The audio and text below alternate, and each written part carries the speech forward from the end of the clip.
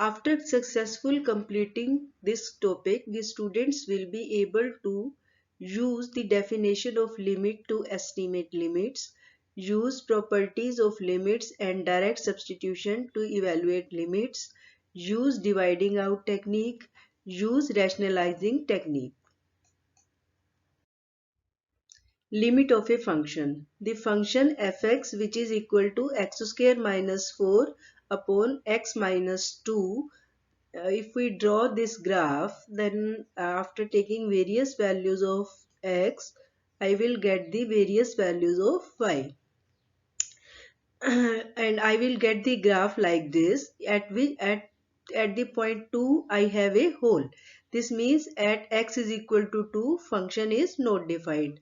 Now I want to find the limit of this function. How to find the limit of this function? So I draw the table. I take the x values 1.9, corresponding to 1.9 the value of fx is 3.9, 1.99 value is 3.99, 1.999 value is 3.999, and similarly from this side, right hand side, the value of x is 2.1, value of fx is 4.1, value of x is 2.01, corresponding to that value of x is 4.01, and for 2.001 value comes out to be 4.001. So we can see that as the value of x is approaching towards 2, the value of y or fx, it is approaching towards 4. So the values of fx get closer and closer to 4 as x gets closer and closer to 2, and limit of x square minus 4 upon x minus 2, as x approaches to 2, this comes out to be 4. Limit of a function. Let f be a function and let a and b be real numbers. L is the limit of fx as x approaches to a, written as limit fx when x approaches to a is equal to L. That is, fx, it will approach to L as x approach to a, as we have seen from the table. If the following conditions are met, as x assume values closer and closer but not equal to on both sides of a, the corresponding values of fx get closer and closer and are perhaps equal to L. The value of fx can be made as close to L as desired by taking the values of x arbitrarily close to a. Rules for limits. What are the rules? First rule is constant rule. If k is constant real number, then limit of k when x approaches to a, this is equal to k. Next is limit of x rule. So limit of x rule is limit x when x approaches to a, this is equal to a. Next is sum and difference rule. Limit fx plus minus gx when x approaches to a, this is equal to limit fx when x approaches to a plus minus limit gx when x approaches to a. Next rule is product rule. Rule says limit fx into gx when x approaches to a, this is equal to limit fx when x approaches to a into limit gx when x approaches to a. Quotient rule is limit fx upon gx when x approaches to a, this is equal to limit fx when x approaches to a divided by limit gx when x approaches to a, provided limit gx when x approaches to a, this is not equal to 0. Now question is find limit of the function 3 plus 2x. So what we will do, we will use the addition rule. Limit 3 when x approaches to 4 plus limit 2x when x approaches to 4 using rule 1 and 4. So it becomes, because it's a constant quantity, it will remain as it is. So 3 plus limit 2 when x approaches to 4 dot limit x when x approaches to 4. So rules 1 and 2. So this is equal to 3 plus 2 into when x approaches to 4, value of this rule, it will be 4. So 4 into 2 is 8, 8 plus 3 is 11.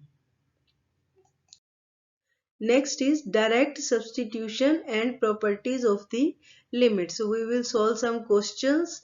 First question is find each limit x square when x approaches to 4, limit 5x when x approaches to 5, limit tan x by x when x approaches to pi, limit root x when x approaches to 9, limit x cos x when x approaches to pi, limit x plus 4 whole square when x approaches to 3. So these are for these questions we have to find the limit. So first let us take a first question, limit x square when x approaches to 4. So what it becomes? It becomes, you will replace x with 4. So what it becomes? 4 square. 4 square is 16. Limit 5x when x approaches to 4. This is equal to 5 limit x when x approaches to 4, or x will be replaced with 4. So 5 into 4 is 20. So answer will be 20. Next is limit tan x by x when x approaches to pi. Now it can be written like limit tan x when x approaches to pi, limit x when x approaches to pi. So what it becomes? Now tan pi is 0. So numerator will be 0 and in denominator you will replace x with pi. So this becomes 0 by pi, 0 by pi, which is equal to 0. Next sum is limit root x when x approaches to 9. So this is equal to under root 9, and when you take up its under root it comes out to be 3. Next is limit x cos x when x approaches to pi. So it is the multiplicative rule. So it becomes limit x when x approaches to pi, limit cos x when x approaches to pi. So what it becomes? This is equal to pi into cos pi. Value of cos pi is -1. So it becomes minus pi. Next is limit x plus 4 whole square x approaches to 3. So this is equal to limit x when x approaches to 3 plus limit 4 when x approaches to 3 whole square. So what it becomes? It becomes 3 plus 4 whole square, which is equal to 7. 7 whole square, which is equal to 49. Now dividing out technique. What is the dividing out technique? We have studied several types of functions whose limits can be evaluated by direct substitution. So in this section we will study several techniques for evaluating limits of the function for which direct substitution fails. So what is the direct substitution technique? We will explain with the help of an example and where it fails. Suppose we are asked to find the following limits. Limit x approaches to -3 x square plus x minus 6 upon x plus 3.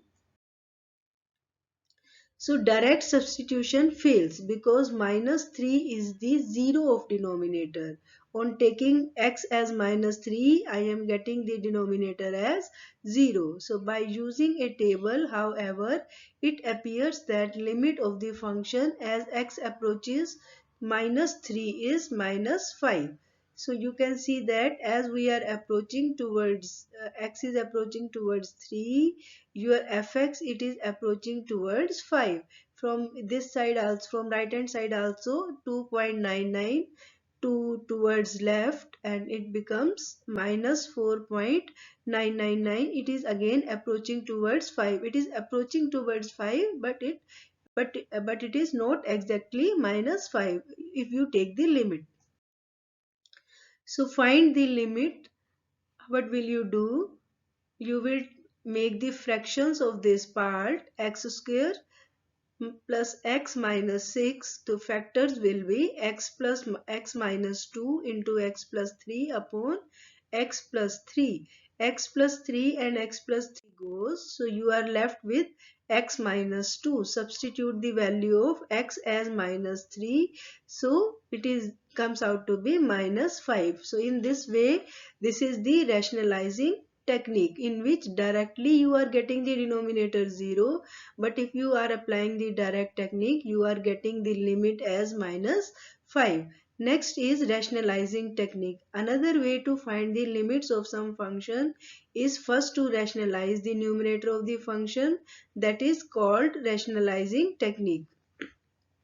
We know that rationalizing the numerator means multiplying the numerator and denominator by the conjugate of the numerator. For instance, the conjugate of root x plus 4 and root x minus 4 is minus 4. Now find the limit.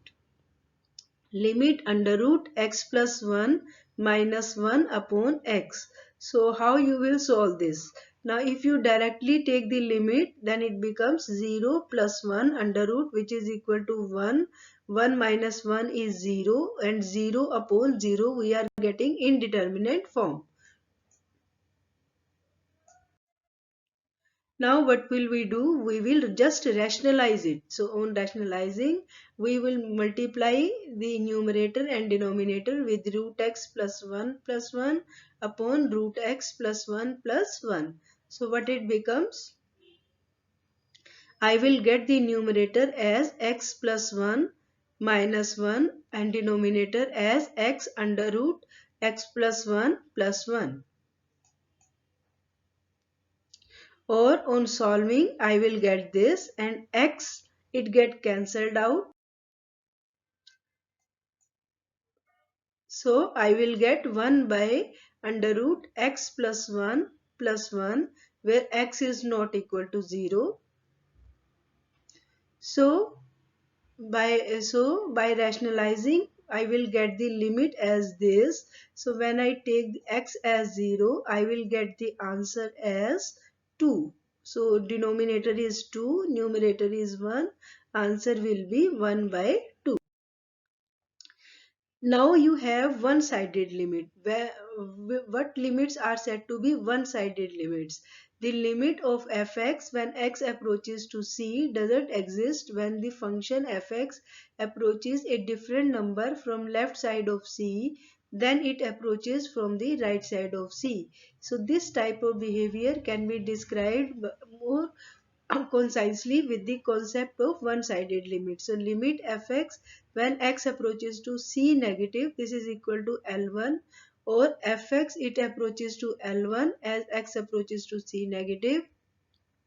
Limit fx when x approaches to c positive, which is equal to L2, or fx it approaches to L2 as x approaches to c positive. Now existence of the limit. If f is a function and c and l are real numbers, then limit fx when x approaches to c, this is equal to l if and only if both left as well as right limit exist and they are equal to l. Thank you.